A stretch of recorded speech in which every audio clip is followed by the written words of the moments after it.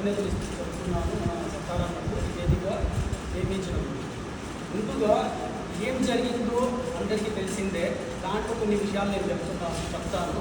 తర్వాత ఏం జరుగుతుంది, ఏం జరగబోవచ్చు, దీని గురించి కూడా 2 పాయింట్స్ మాట్లాడతాను.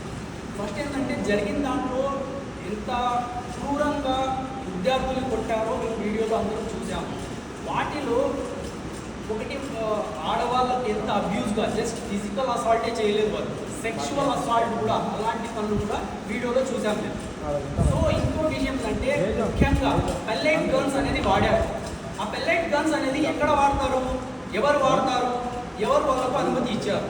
ఫస్ట్ థింగ్ ఏంటంటే, పెల్లెట్ గన్స్ అనేది సిఆర్పిఎఫ్ లేదా ఆర్ఏఎఫ్ అంటే సెంట్రల్ రిజర్వ్ ఫోర్స్ పోలీసా లేదంటే ర్యాపిడ్ యాక్షన్ ఫోర్స్ వాళ్ళు ఆ గన్స్ని వాడాలి.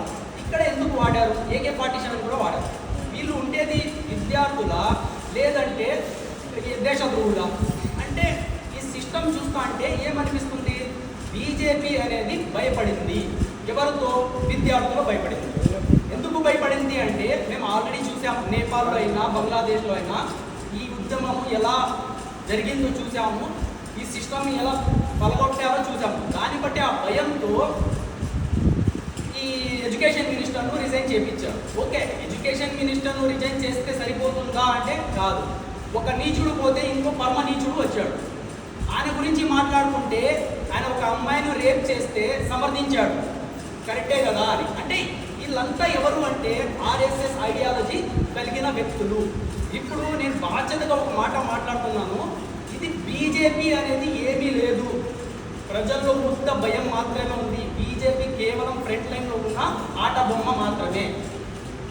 ఇది మెయిన్గా ఏంటంటే, ఒక సామెత ఉంది, చిలక ప్రాణాలు రాక్షసుడు ఒక ప్రాణం చిలకలో ఉన్నట్టు RSS ఐడియాలజీ ఇది చాలా ఖతర్నాక్. మనకు మేము ఉద్యమం చేయాల్సింది ఎవరిపైన అంటే RSS పైన, RSS ఐడియాలజీ పైన. ఎందుకంటే మన కాంగ్రెస్ పార్టీ కూడా RSS ఐడియాలజీ వ్యతిరేకంగానే ఉంటుంది. RSS ఐడియాలజీ వ్యతిరేకంగానే కాంగ్రెస్ పార్టీ ఐడియాలజీ. సింపుల్గా చెప్పాలంటే, ఒక RSS ఐడియాలజీ ఏంటంటే, వాళ్ళు మనుస్మృతిని ఇంప్లిమెంట్ చేయాలంటారు. మనుస్మృతి ఏంటి? ఎవరి వ్యతిరేకంగా ఉంటుంది? ఇది మన దళితుల వ్యతిరేకంగా ఉంటుంది, మన మైనార్టీ వ్యతిరేకంగా ఉంటుంది. సో ఈ విషయం ఏంటంటే, బీజేపీ కేవలం ఆట బొమ్మలు మాత్రమే. ఈ ఆట ఆడించేది RSS. So first point. ఇప్పుడు ఏం జరిగింది అంటే అందరికీ తెలిసిందే. ఇప్పుడు ఏం జరుగుతుంది అంటే, ప్రస్తుతం వచ్చి ఆడ ఒక డిటెక్షన్ మిషన్ అనేది ఏర్పాటు చేశారు. ఆ డిటెక్షన్ మిషన్ ఏం చేస్తుందంటే, ఆ జంతర్ మంతర్లో పాల్గొనడానికి ఎంత విద్యార్థులు ఎవరెవరు వచ్చారో క్యాప్చర్ చేస్తుంది. ఆ క్యాప్చర్ చేసిన ఫోటోలు ఏం చేస్తున్నారంటే, ఒక్కొక్క విద్యార్థులు లేదా ఎవరు వచ్చారో వాళ్ళ ఇంటికి పోలీసులు పోతున్నారు. పోలీసులు పోయి వాళ్ళు బెదిరిస్తున్నారు. ఇది ప్రస్తుతం జరుగుతుంది. ఇప్పుడు ఏం జరగబోతుంది అంటే, వీళ్ళు ఫస్ట్ టైం హిస్టరీలో ఫస్ట్ టైం ఏంటంటే బీజేపీ భయపడింది. ఎవరితో అంటే స్టూడెంట్. ఎందుకు? ఉద్యమం జరిగింది. ఎప్పుడు జరగని ఉద్యమం జరిగింది.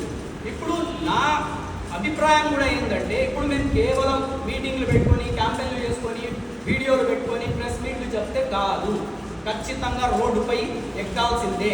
మేము ఒక్కని కాదు, ఐక్యంగా ప్రతి ఒక్క పార్టీ, సిపిఐ అన్న ఉద్యమాలు చేసి ప్రతి పార్టీని కల్పించుకొని మన కాంగ్రెస్ పార్టీ ముందుకు వెళ్ళాలి. అప్పుడు ఆనాడు తెల్లలకు బైకాట్ చేసినట్టు ఇప్పుడు బీజేపీకి బైకాట్ చేస్తేనే మన ప్రజాస్వామ్యం మిగులుతుంది. సో ఇప్పుడు ఏం జరగబోతుంది అనే కొన్ని విషయాలు చెప్తాను. ఇప్పుడు వీళ్ళు ఈ జంతర్ మంతర్లో గ్యాదర్ అయిన స్టూడెంట్స్ నెక్స్ట్ గ్యాదర్ అవ్వకూడదు అనే ప్రయత్నం ఉంది.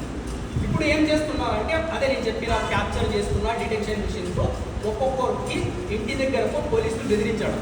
దీనివల్ల ఏమవుతుందంటే, ఇంకోసారి గ్యాదరింగ్ అవ్వదు, గ్యాదరింగ్ చేయకూడదు అనే ఉద్దేశంతోనే భయపడిస్తున్నారు. ఎవరు? బీజేపీ పడిపడింది కాబట్టే మళ్ళీ ఇది స్పార్క్ అవుతుందేమో, మన ఎక్కడ నేపాల్లో బంగ్లాదేశ్లో అయినట్టు స్పార్క్ అవుతుందేమో, మన పార్టీ కూడా కూలిపోతుందేమో భయంతో వీళ్ళు ఏంటంటే, ఇప్పుడు నెక్స్ట్ స్టెప్ ఏంటంటే, వీళ్ళకు ఖచ్చితంగా ఇంకో గ్యాదరింగ్ జరగకూడదు అని. కానీ మేము జస్ట్ ఆయన రాజీనామా చేసేసాడు అని ఏదో సంతోషంగా ఉంటే కాదు. ఇంకో విషయం, అలాగే E20 లేదా తర్వాత ఇంకో కంటిన్యూస్గా ఉద్యమాలు చేస్తేనే ఈ ప్రజాస్వామ్యాన్ని కాపాడగలము. మెయిన్గా పాయింట్ ఏంటంటే బీజేపీ ఏమీ లేదు, ఆర్ఎస్ఎస్ ఐడియాలజీని వ్యతిరేకిస్తేనే మనం మన ఇండియాలో ప్రజాస్వామ్యాన్ని కాపాడగలం.